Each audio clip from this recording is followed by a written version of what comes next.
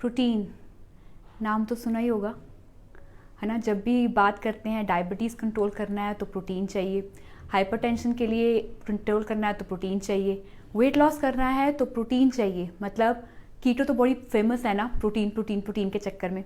So that means हमें protein की requirement है। Yes, definitely we need protein, क्योंकि ये बॉडी बिल्डिंग में हेल्प करता है, मसल टिश्यू रिपेयर में हेल्प करता है, हमारी ग्रोथ में हेल्प करता है, सेल फॉर्मेशन में हेल्प करता है, गट इश्यूज में, मतलब गट हेल्थ के लिए बहुत इंपॉर्टेंट है, fighting with viruses and bacterias के लिए, इम्यून सिस्टम के लिए बहुत इंपॉर्टेंट है, न्यूरॉन फंक्शनिंग के लिए चाहिए, स्किन के लिए चाहिए। ये बेसिक इन्फॉर्मेशन आप सबको पता है।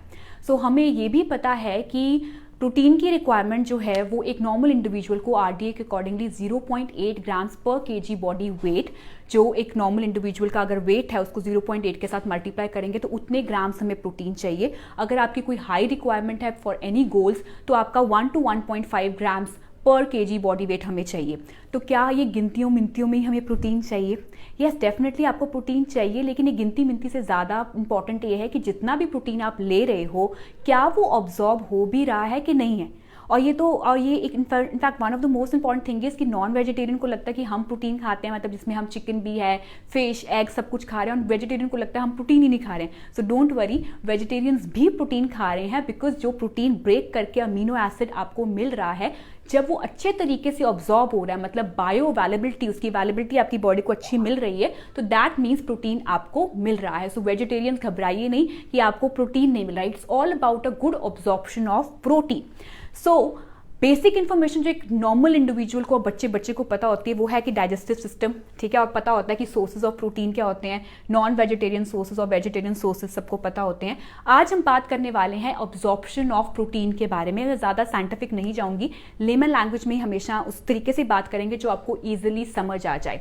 सो अब हम यहाँ से स्टार्ट करते हैं कि प्रोटीन की ऑब्जॉर्प्शन कैसे होती है, क्योंकि जब आप ऑब्जॉर्प्शन समझ जाओगे तो समझ आ जाएगी कि इसके ऊपर वर्क कैसे करना है, ताकि हमारे ऊपर ये जो प्रोटीन की ऑब्जॉर्प्शन अगर अच्छी होगी तो what are the basic things which are required for protein, वो आपको मिल रही हैं कि नहीं। तो नॉर्मल तरीके से बात करते हैं कि सब जब भी आप कोई ऐसी चीज खाते हो जो प्रोटीन रिच है, जैसे कि एग है, मीट है, फिश है, बीफ है, या फिर legumes like chickpea, rajma, sprouts, tofu, nuts, peas, mushrooms, quinoa seeds या पंपकिन या फ्लैक्स सीड्स, इन सब में प्रोटीन होता है। तो प्रोटीन जो है वो अंदर जाके अमीनो एसिड्स में ब्रेक होता है। तो यहाँ से सिर्फ डायरेक्टली ये खाना जाएगा, प्रोटीन का खाना यहाँ पर जाएगा। तो इसमें दो इंपॉर्टेंट पार्ट जो इन्वॉल्व होते हैं प्रोटीन में, वो होता है एक स्टमक और एक होता है पैनक्रियास। बस ये चीज आप माइंड में रखिएगा कि हमने स्टमक के बारे में बात करनी है ज्यादा और पैनक्रियास के बारे में बात करनी है, क्योंकि यहाँ पर ही प्रोटीन की ऑब्जॉर्प्शन होने वाली है। तो जैसे ही खाना अंदर जाता है, खाना अंदर जाके हाई हेलो करता है स्टमक को, तो वहां पर HCl हाइड्रोक्लोरिक एसिड और हमारा पेप्सिन जो यहाँ की एक लाइनिंग से निकलेगा, ये इतना डिटेल में मैं नहीं जा रही हूँ, सिर्फ एक पेप्सिन जो है वो यहाँ, ये दोनों मिलके HCl और पेप्सिन दोनों मिलके वेलकम करते हैं प्रोटीन को, आइए हम आपको डंडे मार के आपका टुकड़े टुकड़े करते हैं। तो यहाँ पर प्रोटीन जो है वो अमीनो एसिड में ब्रेक होना स्टार्ट हो जाता है। तो यहाँ देखिए कि अगर आपका HCl लेवल मेंटेन नहीं है, मतलब आपका लो HCl लेवल है, pH level of the body maintain नहीं है। pH लेवल होता है कि जिसमें हमारा 7 तक एक नॉर्मल बैलेंस होता है और 7 से नीचे एसिडिक होता है, 7 से ऊपर जो है वो एल्कलाइन हो जाता है। तो अगर आपका ये pH level of the stomach जो है वो मेंटेन नहीं है, एसिडिक नहीं है, और जैसे लोगों का अगर लोअर pH लेवल होता है बिकॉज ऑफ एसिडिटी की वजह से या एसिड रिफ्लेक्स आपको रहता है, उसकी वजह से यहाँ पर प्रोटीन अब्सॉर्ब नहीं हो पाएगा। प्रोटीन को लगेगा HCl ने तो काम ही नहीं किया है, तो as a result of which यहाँ पर अब्जॉर्प्शन ऑफ प्रोटीन जो है वो गड़बड़ हो जाती है। तो यहाँ से जो अनडाइजेस्टेड प्रोटीन होगा वो आगे जाने की कोशिश करेगा, क्योंकि ये टोटली प्रॉपर्ली तो डाइजेस्ट हुआ नहीं होता है, तो आगे जाके प्रॉब्लम आने वाली है। तो यहाँ पर प्रोटीन की अब्जॉर्प्शन स्टार्ट हो जाती है कि हमारा HCl लेवल अच्छा होगा, अगर हमारी बॉडी में एसिडिटी नहीं है, हमारा गट हेल्थ बहुत स्ट्रॉन्ग है, कोई कॉन्स्टिपेशन नहीं रहती है, आपकी बॉडी अच्छे तरीके से जो है वो प्रॉपर्ली डाइजेस्ट कर पा रही है फूड को, तो फिर यहाँ पर प्रोटीन अब्जॉर्प्शन स्टार्ट हो सकती है। तो अगर आपका HCl मेंटेन नहीं होता तो यहाँ तो आपको ज्यादा भूख लगती है या कम भूख लगती है, आपके स्टूल में से आपको हार्ड पार्टिकल्स जो अनडाइजेस्टेड फूड दिखना स्टार्ट हो जाता है, तो that means your HCl is not correct. So हमें सबसे पहले अपनी गट के ऊपर काम करना पड़ेगा ताकि प्रोटीन अब्सॉर्ब हो सके। सो यहाँ से प्रोटीन फिर कहाँ जाता है, स्मॉल इंटेस्टाइन में जाता है, लेकिन यहाँ पर हमें पैनक्रियाज जो है वो कुछ एंजाइम्स रिलीज करते हैं। Pancreas are very popular for insulin, है ना, इंसुलिन मेंटेन, डायबिटीज के लिए हमें पैनक्रियाज की बात हम सुनते हैं, लेकिन प्रोटीन के लिए भी पैनक्रियाज जो है बहुत इंपॉर्टेंट रोल प्ले करते हैं, क्योंकि पैनक्रियाज क्या करते हैं, ये जो लीफ लाइक स्ट्रक्चर है वो प्रोटीएसेस इंजाइम को रिलीज करता है। सो सिर्फ दो साइंटिफिक टर्म्स मैंने यूज किए हैं, ज्यादा कॉम्प्लिकेटेड नहीं करेंगे, सिर्फ स्टमक में पेप्सिन का एंजाइम और पैनक्रियाज में प्रोटीएसेस एंजाइम। सो यहाँ पर ये प्रोटीएसेस रिलीज करता है ताकि ये जो अमीनो एसिड जितना टुकड़े होके आगे आए थे उसको और टुकड़े टुकड़े टुकड़े टुकड़े और कर सके। तो यहाँ पर ये टुकड़े करने के लिए ये हमें चीजें चाहिए थी। सो पैनक्रियाज और टुकड़े करता है प्रोटीन के और आगे चल के फिर वो ब्लड में जाता है प्रोटीन, फिर ब्लड से लिवर में जाता है और लिवर से सेल्स में चला जाता है। मतलब पैनक्रियाज स्मॉल इंटेस्टाइन में इसकी एब्जॉर्प्शन और अच्छी होती है। विलाई जिसे हम कहते हैं कि बहुत एक एरिया ऑफ प्रोटीन जो वो बढ़ जाता है, तो यहाँ पर और ऑब्जॉर्ब करता है, फिर आगे आगे चल के वो ब्लड में, ब्लड से लिवर, लिवर से सेल, सेल से मसल्स और फिर मसल रिपेयर करने के लिए हेल्प करता है।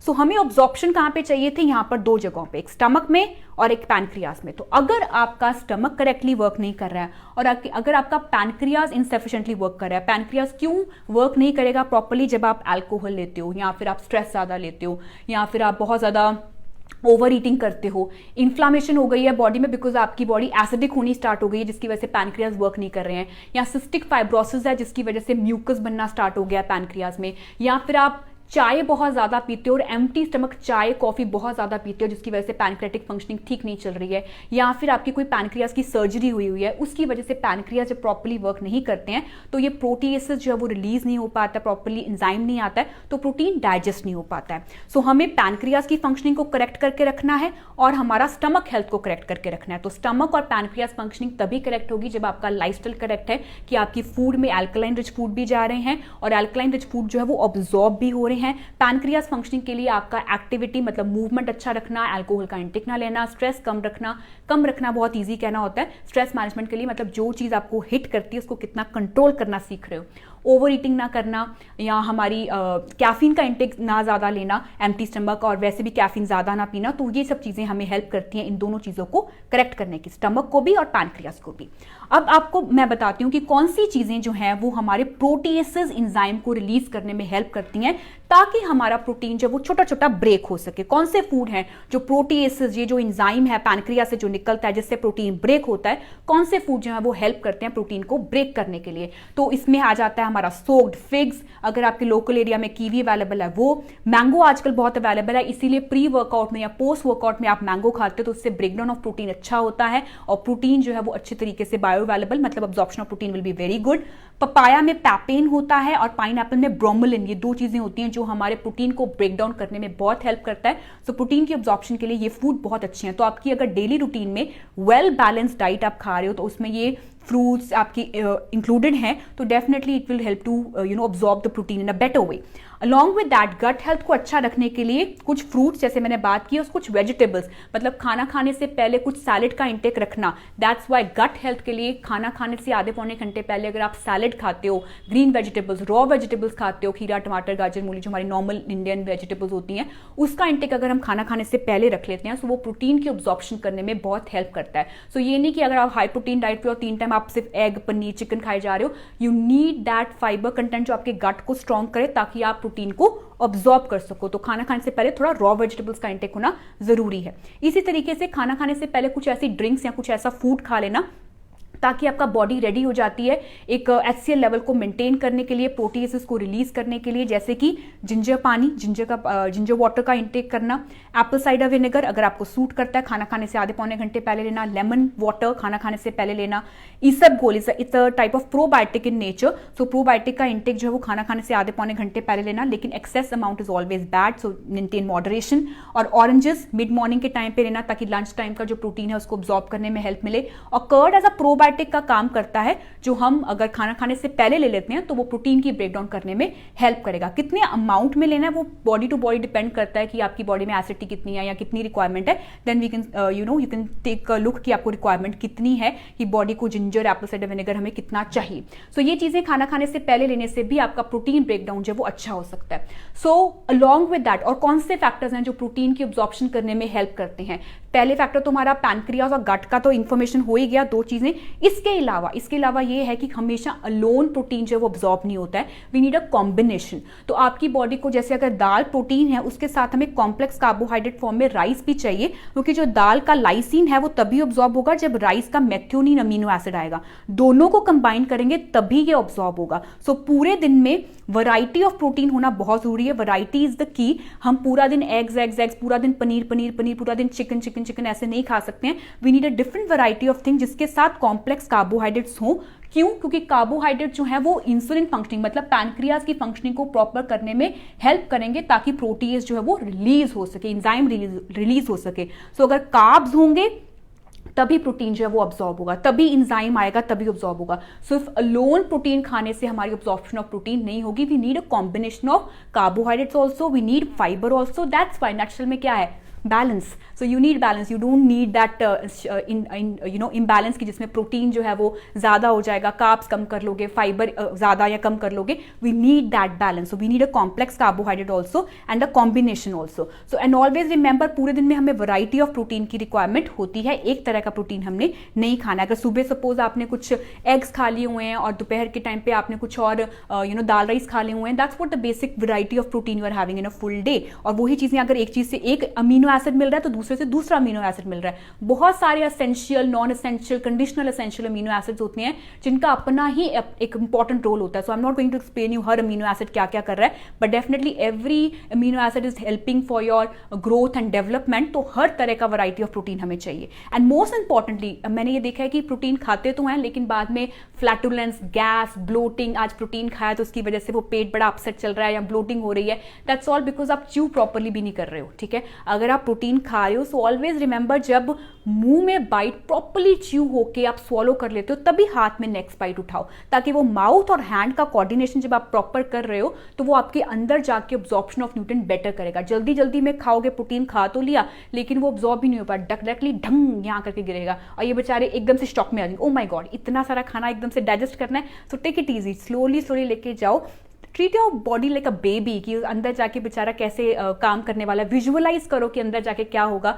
जितना विजुअलाइज करोगे ना, कनेक्टिविटी फूड के साथ बहुत अच्छी बनती है। आप ग्रैटिट्यूड पे करते हो, एक्सेप्टेंस की फीलिंग आती है कि मेरे अंदर ये हीलिंग का काम कर रहा है, सिर्फ प्रोटीन प्रोटीन प्रोटीन नहीं जा रहा है। सो आई नेवर से कि आप सिर्फ कार्ब प्रोटीन देख देख के खाते रहो। It's all about a connectivity with your food. Alright, so next is about, तो हमें च्यू स्लोली करके खाना है। जब भी अगर आपका हाई प्रोटीन हो जाता है, लाइक आपका अब्जॉर्प्शन ऑफ प्रोटीन अगर बेटर नहीं होगा तो उससे प्रॉब्लम क्या आएगी, उससे प्रॉब्लम आएगी किडनी में प्रोटीन चला जाएगा तो प्रोटीन यूरिया हो जाएगा, कोलन में जाएगा, मतलब आपका स्टमक में अगर आपकी अब्जॉर्प्शन प्रॉपर नहीं हो पा रही है तो आपको एब्डोमिनल डिसऑर्डर्स हो सकते हैं। इनफैक्ट यहाँ पर अगर आपका लीकी गट होना स्टार्ट हो जाए, यहाँ से प्रोटीन आपका रिलीज होकर ब्लड में डायरेक्टली आ जाएगा तो इम्यून सिस्टम को एकदम से लगेगा कि ये कौन से फॉरेन पार्टिकल्स आ गए मेरे ब्लड में। एकदम से इम्यून सिस्टम जो ऐसे खड़ा हो जाएगा, स्पाइक कर लेगा और अपने आप को बचाने की कोशिश करेगा और बचाने के चक्कर में अपने सेल्स को बेचारों को मार देता है। तो कभी भी थायराइड में अटैक करता है तो वो ऑटोइम्यून डिसऑर्डर हैशिमोटो हो जाता है, जब जॉइंट्स में अटैक करता है तो आर्थराइटिस हो जाता है। तो प्रॉब्लम क्या थी, यहाँ पे अब्जॉर्प्शन ही नहीं हुई थी। तो बेचारी बॉडी तो बेचारी अपने आप को डिफेंस मैकेनिज्म कर रही थी, बचा रही थी कि मैं कहीं अपने मतलब बॉडी को खराब ना कर लूँ, मैं मेरा बंदा मर ना जाए। तो यहाँ पर चक्कर सिर्फ ये था कि यहाँ से अब्जॉर्प्शन नहीं हुई थी, बेचारा बाहर आ गया था खाना और यहाँ पर इम्यून सिस्टम अपने आप को प्रोटेक्ट कर रहा है। बड़ी डिटेल चली गई, वापस आ जाओ। सो यहाँ पर अगर आपका एक्स्ट्रा प्रोटीन जो है वो आपका प्रोटीन भी फैट में कन्वर्ट होना स्टार्ट हो जाता है जब हमें जरूरत ही नहीं है उसकी, that's why that leads to obesity also. एक जैसे आप कहते हैं ना कि पर्टिकुलर पार्ट पे यहाँ पर ज्यादा फैट है, यहाँ पर ज्यादा फैट है, दैट मीन्स वो एक्यूमुलेट हो रहा है। अगर आप बहुत ज्यादा प्रोटीन खा रहे हो लेकिन वो डाइजेस्ट हो रहा है, सिर्फ ऑब्जॉर्ब ही नहीं हो पा रहा है। So you need to work on your absorption. And next let's talk about protein supplements के बारे में, क्योंकि आजकल बहुत सप्लीमेंट अवेलेबल है प्रोटीन के। एल ग्लूटामाइन जो सप्लीमेंट होता है, this is one of the amino acid which is very important, which is very good for your gut health, for your muscles, for your tissue building and all. इनके लिए बहुत important ये अच्छा एक L glutamine है जो हमें naturally भी खाने से मिलता है, जैसे कि हमारे chickpea, fish, cabbage, tofu, dairy, lentil, bean, spinach. Normal individual जो एक नॉर्मल वेल बैलेंस डाइट खाएगा उसको मिलेगा, लेकिन अगर आपकी एक्स्ट्रा रिक्वायरमेंट है तो in that case you have to consult your expert कि अगर आपको रिक्वायर्ड है because of your gut health, इसकी वजह से एल ग्लूटामाइन होना चाहिए, then you need to consult expert कि ये रिक्वायर्ड एक्स्ट्रा है तो सप्लीमेंट चाहिए भी कि नहीं। And most important thing is, ले तो लोगे सप्लीमेंट, ले तो ले रहे हो सोर्स, लेकिन प्रॉब्लम क्या है, अब्जॉर्प्शन। तो उसके लिए क्या चाहिए, स्टमक अच्छा होना चाहिए, स्टमक की फंक्शनिंग अच्छी होनी चाहिए। और एल ग्लूटामाइन के लिए एक लिवर की फंक्शनिंग भी बहुत अच्छी होनी चाहिए, क्योंकि लिवर में ग्लूटाथायोन होता है, जो ग्लूटाथायोन ग्लूटामाइन को कंबाइन करके ऑब्जॉर्ब करता है। तो ये एल ग्लूटामाइन के लिए स्टमक और लिवर दोनों अच्छे चाहिए। बाकी प्रोटीन की फंक्शनिंग के लिए डेफिनेटली लिवर की भी फंक्शनिंग अच्छी होगी, तभी प्रोटीन ऑब्जॉर्ब होगा, क्योंकि लिवर से ही सेल में जाने वाला है। सो स्टमक और पैनक्रियाज, ये दो चीजें मोस्ट इंपॉर्टेंट है for protein absorption. Another thing is about way protein. So way protein is a convenient source of protein, की कुछ नहीं था तो हमने वे प्रोटीन लेना स्टार्ट कर दिया, या फिर एक्स्ट्रा आपको रिक्वायरमेंट थी प्रोटीन की तो हमने वे प्रोटीन लेना स्टार्ट किया बिकॉज हमारा बॉडी बिल्डिंग के लिए रिक्वायरमेंट थी हमें, so we need that extra protein. अगर रिक्वायर्ड है सो कंसल्ट एक्सपर्ट की रिक्वायर्ड है भी है कि नहीं, कितने अमाउंट में चाहिए, अननेसेसरली मत लीजिएगा, that also leads to other problems. So just check a quality of protein की गुड क्वालिटी रिलायबल सोर्सेज से वो मिल रहा है, उसी सोर्सेज को यूज करना है, एरा गरा नत्थू खैरा नहीं यूज करना है हमने, तो उस चीज का ध्यान रखना है आपने। और ये जो BCAA आजकल इतना मार्केटिंग प्रोडक्ट्स चल रहे हैं, branch change amino acid, I don't believe those things कि आपको ये कुछ चाहिए एक्स्ट्रा अमाउंट में, बिकॉज हमारे खाने में भी ये वाले अमीनो एसिड मिल जाते हैं, बिना बात के इसके डब्बों के पैसे वेस्ट करने की जरूरत नहीं है, because we are getting all these things. ये दो चीजें अगर रिक्वायर्ड होगी according to your medical condition then you can go ahead if required, otherwise हमें खाने से अपना पूरा प्रोटीन, अगर वेल बैलेंस डाइट बंदा खा रहा होगा तो उसको ये प्रोटीन कंटेंट मिल जाएगा। सो नटशेल में बात करें, अब ये बात यह है कि खा तो लोगे प्रोटीन, अमाउंट भी देख लोगे, सोर्सेज भी देख लोगे, लेकिन पूरे दिन में अगर अब्जॉर्ब नहीं होगा तो उसका फायदा नहीं है। अब्जॉर्प्शन के लिए गट हेल्थ को अच्छा रखो, पैंक्रियास फंक्शनिंग को अच्छा रखो। कैसे अच्छा रखें? गुड लाइफस्टाइल रखो जिसमें एसिडिटी ना हो, उठने का टाइम, सोने का टाइम प्रॉपर रहे, आपका वर्कआउट रूटीन अच्छा रहे, आपकी बॉडी को टाइम जोन पता हो कि किस टाइम पे खा रहे हो, जिससे प्रोटीन अब्जॉर्प्शन ईजिली हो जाती है, आपकी मूवमेंट होना, एक्सरसाइज रूटीन रखना, आपका मेंटल रिलैक्सेशन होना, माइंड रिलैक्स होना, ताकि स्ट्रेस लेवल भी बढ़ता है तो भी आपका गट जो है वो इफेक्ट करता है। तो ये सब चीजें मिलाकर आपकी absorption of protein करने में हेल्प करती हैं। So I hope this video will help you for the absorption of protein and synthesis of protein and how to have a bioavailability of protein, कि जितना प्रोटीन मिल रहा है तो कितना absorb करना है। And this scientific term मैं कई बार ज्यादा यूज कर लेती हूँ तो उसके लिए sorry, because I just want to give a clear picture कि अंदर क्या हो रहा है और आपको क्या चाहिए। So thank you so much, stay safe and stay healthy. Thank you.